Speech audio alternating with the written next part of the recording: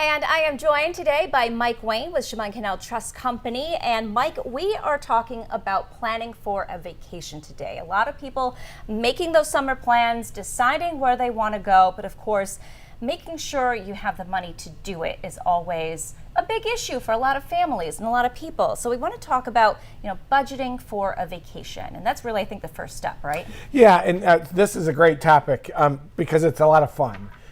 So save all through the year for something that you really want to kind of splurge on. And everybody wants to go on a vacation, and there's lots of great things to do, whether it's a trip away or a staycation, even just renting a cottage at one of the Finger Lakes. Lots of great things to do, but really you should kind of budget for it through the year so that you're not kind of living paycheck to paycheck and hoping that by the time you get around to it, you'll have some money to do it. Right, that's really kind of a thing. You don't want to be on that vacation and then have to really scrimp and be like, oh, well, we can't do everything we thought we'd be able to because we just don't have the funds to do it. That's right, and that comes into the whole planning process. So as an example, do you fly or do you drive? Now, most people say, oh, I'll drive because it's cheaper, but if it takes 2 days to get there and you have to spend at least one night in a hotel and you've got all those meals and then you turn around and come back, that's a lot of extra money. Plus it cuts maybe 4 days out of your week or 10 days off.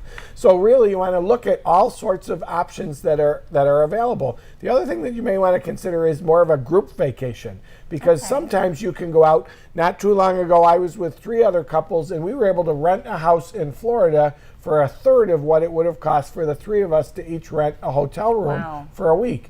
And it also allowed us to kind of have breakfast there. We would have lunch. One night we just ordered in pizza and wings. And so we didn't have to go out every night for kind of a formal dinner. And that saves a lot of money throughout the week that you can spend on other things. And now there's another way. Once you actually get to your destination, there's different ways you can save. But if you're going somewhere new, how do you kind of find, what are some tips you have to find things to do that are affordable? Well, that's a great point. And so if you think about resources that we have here, every community has that. So contact the local chambers of commerce or the Visitors Bureau. There are lots of coupons online, and there may be even things like 50% off if you attend after 4 o'clock.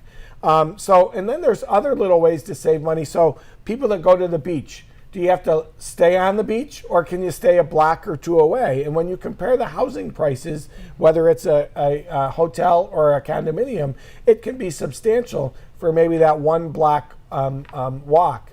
And then little things, beach is a great example. Maybe you take a cooler with you and you make some sandwiches. First of all, not everybody wants to eat all at the same time, so throw a couple of sodas and some sandwiches in there and take it to the beach. You can lengthen your day without spending a lot of money running back and forth and at maybe a higher priced restaurant. And that's a good tip for your travel too. If you're driving long distances, packing that food, taking it on the road with you, so you don't have to make a stop at a restaurant during your drive. Saves a lot of time, and an hour here, an hour there really does add up, especially if you're driving through the evening and in daylight hours. All right. Well, Mike, I want to thank you so much. And we've got some more tips. We're going to put those on our website for you.